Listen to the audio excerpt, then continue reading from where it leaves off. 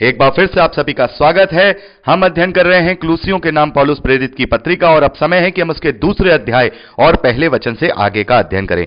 यहां पौलुस लिखते हैं, मैं चाहता हूं कि तुम जान लो कि तुम्हारे और उनके लिए जो लौदीकिया में हैं और उन सब के लिए जिन्होंने मेरा शारीरिक मुंह नहीं देखा, मैं कैसा परिश्रम करता हूं ताकि उनके मनों में शांति हो और वो प्रेम से आपस में गठे रहें और वे पूरी समझ का सारा धन प्राप्त करें और परमेश्वर पिता के भेद अर्थात मसीह को पहचान लें, जिसमें बुद्धि और ज्ञान के सारे भंडार छुपे हुए हैं। ये मैं इसलिए कहता हूं कि कोई मनुष्य तुम्हें लुभावने वाली बातों से धोखा ना दे।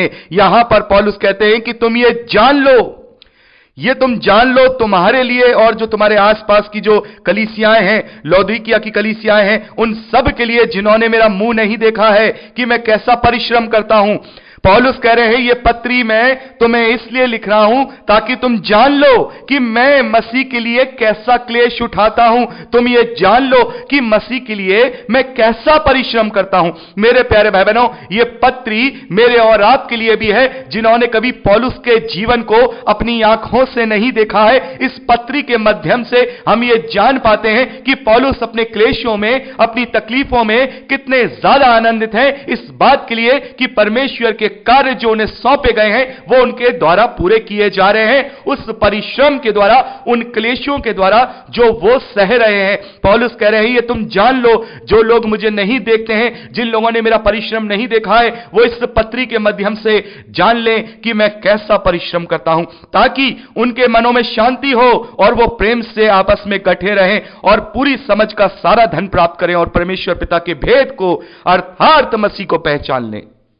मेरे प्यारे भाई बहनों, यहां पर पौलुस कह रहे हैं कि मैं और आप ये जान लें, मैं और आप ये जान लें कि हम उसके कारण इस बात की शांति अपने अंदर लें कि आज हमारे ऊपर वो क्लेश नहीं है, आज हमारे ऊपर वो तकलीफ नहीं है, आज हम इतने ज्यादा परेशानियों में नहीं हैं। पहली सदी की कलीसिया ने अपने आप को पूरी तरह से झोंक दिया प्रभु के प्रचार के लिए, अपना सब कुछ न्यौछावर कर दिया, तन मन धन अपने जीवन को भी पूरी रीति से प्रभु के लिए लगा दिया और उनके इस परिश्रम का आज ये फल है कि मेरे और आपके पास सुकून के साथ ये सुसमाचार है, सुकून के साथ ये उद्धार है। लेकिन पौलुस कहते हैं कि तुम डरते हुए और कांपते हुए अपने अपने उद्धार के कार्य को पूरा करते जाओ और ये जान लो इस पत्री के माध्यम से कि मैं कितना परिश्रम करता हूं। तुम्हें तो कोई परिश्रम नहीं करना पड़ रहा, तुम्हें तो कोई तकलीफ नहीं सहनी पड़ रही है। मेरे को ये देखकर, मेरे जीवन को देखकर तुम्हें इस बात से तो संतोष मिले,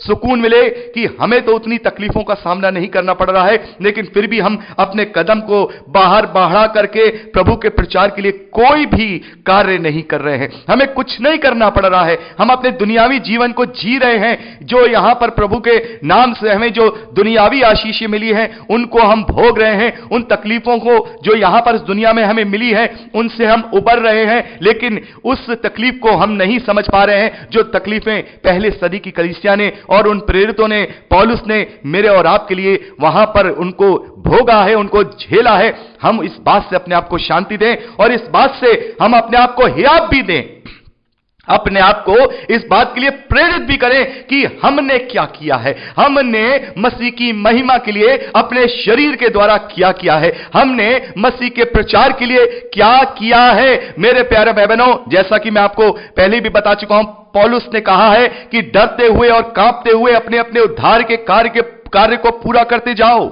तो हमें अपने उद्धार के कार्य को पूरा करना है। मेरे प्यारे भाई बहनों, पौलुस की जिंदगी से हमें शांति मिले। यहां पर पौलुस कह रहे हैं, मैं ये इसलिए लिख रहा हूं ताकि तुम्हारे मनों में ये शांति हो और केवल तुम इतना करो कि प्रेम से आपस में गठे रहो और पूरी समझ का सारा धन प्राप्त करो।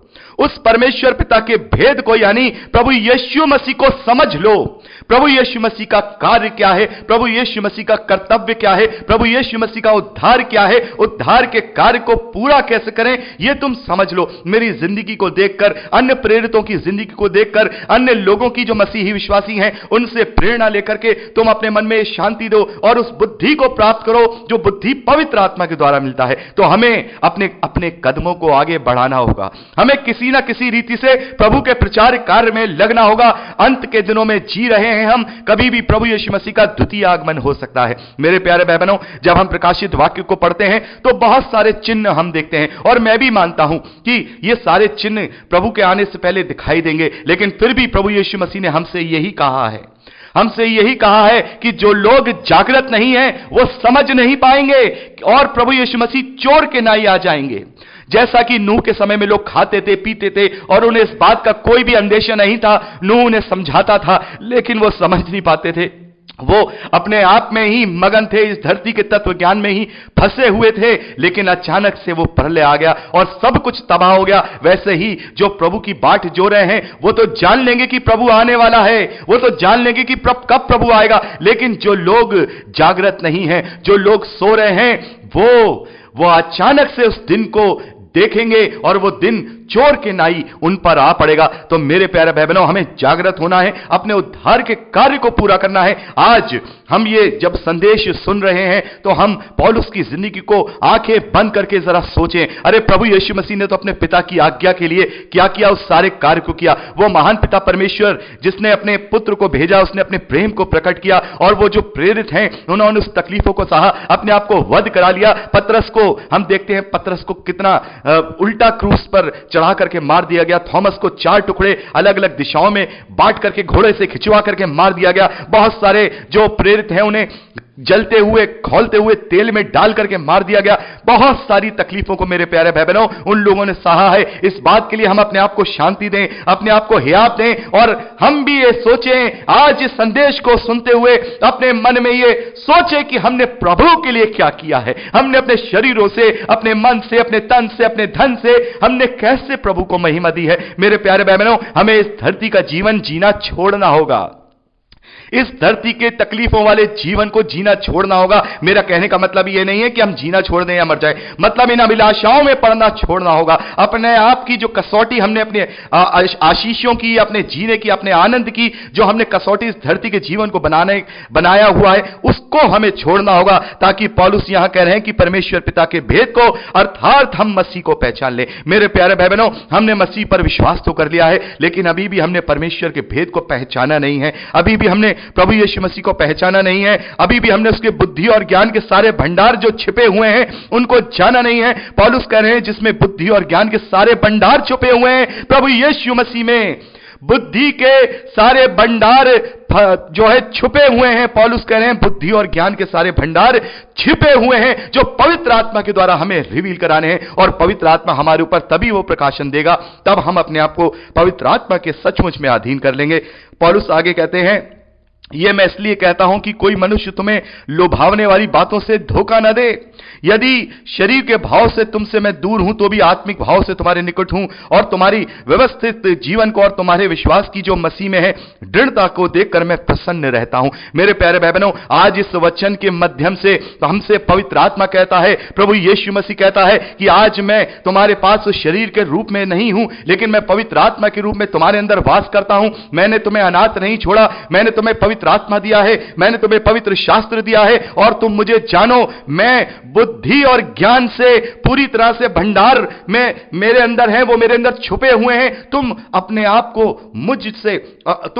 को पवित्र आत्मा के अधीन करके मुझसे वो बुद्धि और ज्ञान के सारे भंडार प्राप्त कर लो, उस समझ को प्राप्त कर लो, उस प्रभु के उस भेद को प्राप्त कर लो जो प्रभु यीशु मसीह के द्वारा सब मसीही विश्वासियों को मिलता है। तो मेरे प्यारे भाई बहनों, हमें अपने जीवन को भी इन बातों को देख करके, जब हम पौलुस को देख रहे हैं, प्रेरितों को देख रहे हैं, इनको देख करके हमें क्या होना है, अपने मन में इस बात की शांति और परमेश्वर का धन्यवाद देना है कि प्रभु हम इतने क्लेशों में नहीं हैं, हम इतनी तकलीफों में नहीं हैं जितनी वो तकलीफें तूने उन्हें दी या उन्होंने वो सही प्रभु आपके प्रचार के लिए। हम तो कुछ भी नहीं कर रहे हैं, हम तो जीरो हैं, हम तो अपने उद्धार के कार्य को भी पूरा नहीं कर रहे हैं। तो आज हमें ये निकलना होगा, एक देह बन करके साथ मिलकर के। ये समय है, पौलुस यहां पर कह रहे हैं, शांति से मैं चाहता हूं कि तुम आपस में गठे रहो, तुम आपस में गठे रहो, तुम आपस में बंधे रहो। लेकिन मेरे प्यारे भाई बहनों, हम संगति भी करते हैं हम चर्चिस में जाते हैं, संगति करते हैं, लेकिन हमें एक दूसरे से कोई मतलब नहीं होता।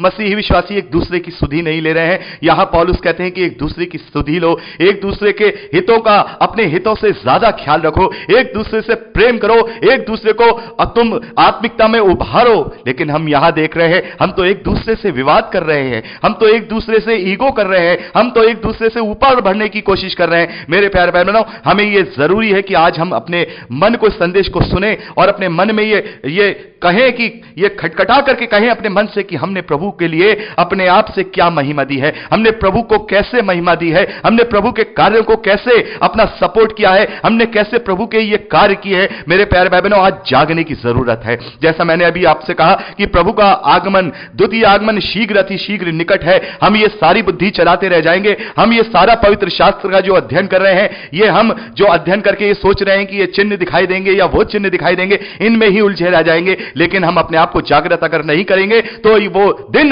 प्रभु यीशु मसीह का चोर के समान आ जाएगा और हम वैसे ही सोते हुए यहीं रह जाएंगे, और जो जागृत लोग होंगे वो प्रभु के साथ बादलों में मिलेंगे। मेरे प्यारे भाई बहनों, आज समय है कि हम अपने आप से पूछें कि हमने प्रभु के लिए क्या किया है, हमने प्रभु की महिमा के लिए क्या किया है। अपने आप को एक कदम आगे बढ़ाइए, पवित्र आत्मा 4 कदम आपकी तरफ बढ़ाएगा। प्रभु यीशु मसीह को पहचानिए, उसके अंदर बुद्धि और ज्ञान के भंडार छुपे हुए हैं, और परमेश्वर के उस भेद को समझिए जो भेद मसीही विश्वासियों को दिया गया है, और यह भेद केवल उन पर ही खुलेगा जो सही मायने में पवित्र आत्मा को पाए हुए हैं। आज अपने आप को इस धरती का अभिलाषाओं में मत फंसाइए, धरती की चकाचौंध में मत फंसाइए। हमें इसलिए नहीं रचा गया है कि हम इस धरती के जीवन को लग्जरियस तरीके से जिएं, बल्कि मनुष्य को इसलिए रचा गया है कि वो उस अनंत आनंद को, उस परमेश्वर की सहभागिता में वहां हमेशा हमेशा के लिए उसको उठाए, उस आनंद को उठाए, उस जीवन को जिए। हमें उस जीवन के लिए जीना है। मेरे प्यारे भाई बहनों, आज हम कहीं जाते हैं, कोई सौदा करते हैं या फिर हम कोई खरीदारी करते हैं, तो भी हम वहां मोल भाव करते हैं, फायदा और नुकसान की बात करते हैं कि यह ज्यादा अच्छी है, कि यह ज्यादा अच्छी है। और इतनी बड़ी कीमती चीज, इतनी बड़ी स्वर्गीय आशीष जो अनंत जीवन के रूप में प्रभु यीशु मसीह ने अपने बलिदान के द्वारा मुझे और आपको दी है, क्या हम उसके मूल्य को नहीं पहचानेंगे? क्या वहां पर हम ये नहीं देखेंगे कि हम किसके लिए क्या कर रहे हैं?